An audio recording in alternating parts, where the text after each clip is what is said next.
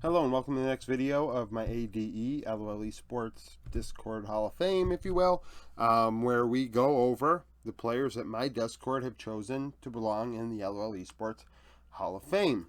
PawN, obviously by the title, Juan Siuk is, he was formerly known as, is an inductee into the third class. I've done 12 videos already. They're on the channel, and links are in the Hall channel on Discord. So, by the way, 10th class voting is going on right now. If you'd like to participate in that, there are 60 names. Choose 15. If you're watching this after this video goes up, then, well, that's already been decided. So, he started in 2013 at 16 years old and would end his career in 2019 at a very young age. A lot of players ending their career very young. But I think it does make sense, though. The second half of his career was quite tumultuous. 178.36 Hall of Fame points. Those are determined by me based on an accumulation of stats, results, accolades, both real and given by me. His most played champion, so he had a wide champion pool. According to Leaguepedia, he did not play anything more than 40 times. LeBlanc, 16th all-time. Azir, 25th all-time. Rise, 27th all-time in games played. 22% of his games played were between these three champions. So 1 out of every 4 or 5 games, you would see one of these three champions. Whereas all other 12 videos I've done, I'm pretty sure we're looking at 33 to 40%. I think somebody even had 41% of their games played between the three champions they have used the most. When it came to win rate, his highest win rate was on Lulu Mid. Out of the champions, he played at least 20 times. His Lulu Mid had a 76% win rate, which was second all-time as of right now. Twisted Fate, 73%, is also second all-time. And then Orianna, 71%, second all-time. So he had one of the best win rates on Lulu, Mid, Twisted Fate, and Orianna. KDA, his strongest KDA is Lulu at 6.86, which is second all-time in Mid. His second best KDA is LeBlanc, 521, is 15th. And then his Rise had a 517 KDA, fourth all-time. So one of his three most played champions. Rise, good KDA relative to the rest of the players that have played it, very high. LeBlanc, his most played, was solid as well. So, wide champion pool, like I said. A lot of players I've mentioned, we're looking at guys, oh, well, maybe their third most played champion is like 12th to 15th, but no, like PawN played a lot of different stuff. And, maybe that was why he did so well when he did play and at a high level on this board, because then the second half of his career definitely took a step back. So in 2016, he started out with MiG Blitz in Champion Summer. In 6 games, he had a 178 KDA, 625 CS per minute. That was under half a Hall of Fame point, but 16 years old. In 2014, he would join Samsung. Now, obviously, Samsung Blue, Samsung White, cracked team in 2014.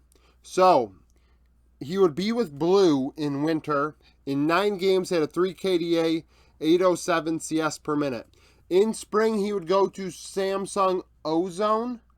And in 19 games, would have a 556 KDA, which was third in the region amongst LCK mids. Or Champion League mids, sorry, because I don't think it was just LCK, Korean teams at the time, and a 765 CS per minute.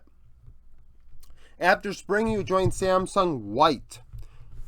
And in 17 games, he had a 542 KDA, which was second, and an 851 CS per minute. So his CS went from 8 to 7.65 to 8.5. So a little all over the place, but it improved with White. In 3 games and playoffs, they would do fine. He'd have a 5.8 KDA, 798 CS per minute, and that would secure an opportunity at Worlds, in which case he would win Worlds in 2014.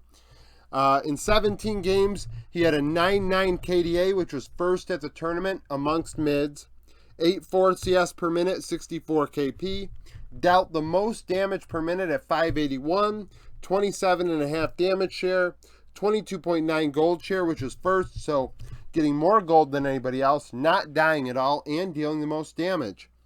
12 solo kills also led the way. So PawN, obviously, a big reason why he won Worlds in 2014. Pretty clear. 58.51 Hall of Fame points. 2015, he would leave Korea and go join the LPL and EDG. At 18 years old in spring, he would win the split, regular season and playoffs. In the regular season, in 42 games, he'd lead in KDA with 5.4. So that's the third split in a row. He has had the best KDA. 7.6 CS per minute, 66.9 KP. You'll notice that early on in 2015, the meta shifted. He shifted as a player, much less farm. In 9 games in playoffs, he'd have a 3.3 KDA, 7.4 CS per minute, and only 54.3 KP. And that was kind of the weird thing. In this window of time between playoffs and MSI, in which case EDG would win 2015 MSI, he was not a big-time player in that, in my opinion. Like, low resources and low KP, like, what are you doing? So, in 13 games at MSI 2015, he'd have a 5.9 KDA, which is first. So, what was he doing? Staying alive. 7.7 CS per minute, 57.9 KP, 6.23 damage per minute, which was second at the tournament amongst mids. So, he was doing that, too. 26.9 damage share, 22.2 gold share was first, and 3 solo kills. So, I guess a good thing, actually, it's a thing to think about. Despite not having great farm, he found a way to get gold. So evidently he had a high kill share. But this window of time, I would say that PawN probably was the best mid in the world in that conversation, following up Worlds with an MSI win. 2015 summer, he would only play in 27 games, 6.8 KDA, 8.6 CS per minute, 66.4 KP. His 6.8 KDA was first. In playoffs, they would struggle. In 7 games, he'd have 2.1 KDA, 8.6 CS per minute, 62.2 KP. 2.1 KDA, obviously not like him at all. In regionals, he would respond and secure a world spot for the second year in a row. In 6 games, had a 10.2 KDA, 9.3 CS per minute, 74.4 KP. At Worlds in 9 games, PawN would have a 4.1 KDA, 8.3 CS per minute, 82 KP, which is third. So, complete opposite of MSI. 4 out of every 5 kills now instead of less than 3 out of every 5. 4.37 damage per minute, 26.2 damage share, 23.1 gold share, 1 solo kill. In 2015, he'd have almost 81 Hall of Fame points. Obviously participating in both international events, winning one, winning a split, doing well in many individual categories, allowed him to have more Hall of Fame points than he did in 2014. Despite winning Worlds, the other areas he did not dominate. He did not end up winning the split. In 2016 spring, things would start. So the thing is here, you look, I said 27 games in 2015 summer.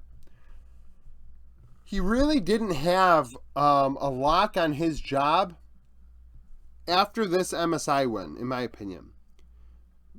So in 2016 spring, at 19 years old, he only played 25 games. He had a 3.7 KDA, 8.5 CS per minute, 63.9 KP. I think Scout came in at this time. 7 playoff games, 4 KDA, 8.1 CS per minute, 78.5 KP. And then in summer, EDG would win the split, but he was a substitute. PawN only played in 5 games in 2016 summer. Had an 8.1 CS per, an 8.1 KDA, 8.7 CS per minute, 64.4 KP. And he would play 4 games at Worlds. Scout would play 7. 4.7 KDA, 7.8 CS per minute, 77.4 KP. 475 damage per minute, 27 damage share, 21.9 gold share at Worlds. He'd have 17.2 Hall of Fame points. So he lost his job. Went from one of the best in the world, winning big-time tournaments, to starting to lose his job, and just kind of kicked around after this. So that's it for what we would say are his glory years. Now on to the second half of PawN's career. All right, so I lied. In 2017, when PawN returned to the LCK with KT Rolster, he had a job. It wasn't taken from him. He did not go to Worlds or MSI though, so there was no international trip for him. In spring, in 44 games, he'd have a 3.4 KDA, 8.8 CS per minute, 61.8 KP. And keep in mind, he's only 20 years old at this time. 510 damage per minute, 24-1 damage share, 22 gold share, 9 solo kills. In the playoffs, they would struggle. Actually, they would go deep and then lose. So in 9 games, he'd have a 3 KDA, 8.1 CS per minute, 65.1 KP, 470 damage per minute, only 22.6 damage share. So we're looking at third tier carry in terms of damage, and 21.2 gold share, 2 solo kills in those 9 games. 2017 summer, he'd do a little better. In 47 games, he'd have the second best KDA with a 6. 8.7 CS per minute, 68.8 KP, 467 damage per minute, 23.4 damage share. So once again, third tier carry when it comes to damage. He's no longer that big damage threat. 21.8 gold share is third, and second in solo kills with 11. So a lot of solo kills relative to the region when he returned to Korea. In the playoffs, in 5 games, the team would lose. He'd have a 4.4 KDA, 8.4 CS per minute, 82.1 KP, so over 4 out of every 5 kills.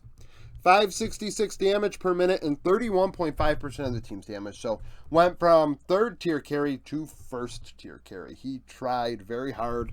2017 summer, 22.3 gold share. However, they would lose. So they had to go to regionals, and then they would go 0-3. They would get swept out. In 3 games, he had a 2.4 KDA, 9.1 CS per minute, 78.6 KP, 693 damage per minute. That might be the highest he had in his entire career.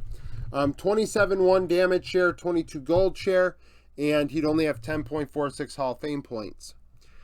In 2018 with KT, he would start losing his job. So this is where I meant that whole losing a stranglehold deal was here.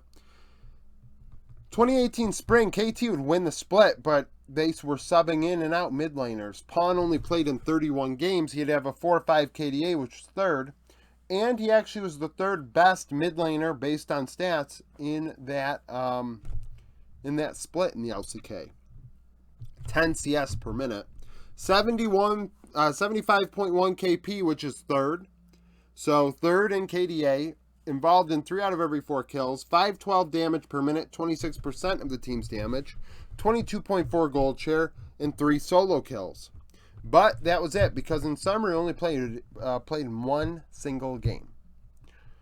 1 KDA, 99 CS per minute, 71.4 KP, 368 damage per minute, 28.9% of the team's damage, 24.8% of the gold. So he was the primary resource haver in that one loss. He'd have only 6.24 Hall of Fame points that year. And would try and make a comeback with Kingzone in 2019 at 22 years old.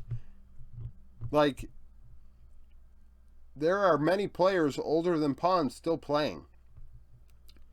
In 36 games in 2019 spring, he'd have a 4.4 KDA, 8.6 CS per minute, 64.5 KP.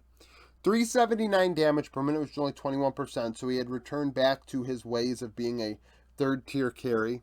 21.4 gold share, which was third. 9 solo kills, which was second, so very aggressive in finding gold outside of farm, and a lot of solo kills. In the playoffs in 6 games, he would do very well. The team would lose and he would never play again, but an 8.2 KDA, 9.1 CS per minute, 75.1 KP, 583 damage per minute, over 200 DPM more than in the split, 30.4 damage share, 23.5 gold share, 2 solo kills. I mean, the guy tried to carry, and then he just said, we're done. And that was it for PawN's career. A player that had a really good high at 17, 18 years old, and frankly, never had a really comfortable spot outside of 2017 with KT, where he could say, hey, I don't have somebody breathing down my neck for my job, despite my success. you know, and I think it's too bad because maybe this guy could have been a little bit better if things had went differently for him in his career. But if you're a PawN fan, comment down below. If you like the video, like it, subscribe to the channel for daily League of Legends content. Follow me on Twitter, join the Discord, become a YouTube supporter, and hope to see you again tomorrow.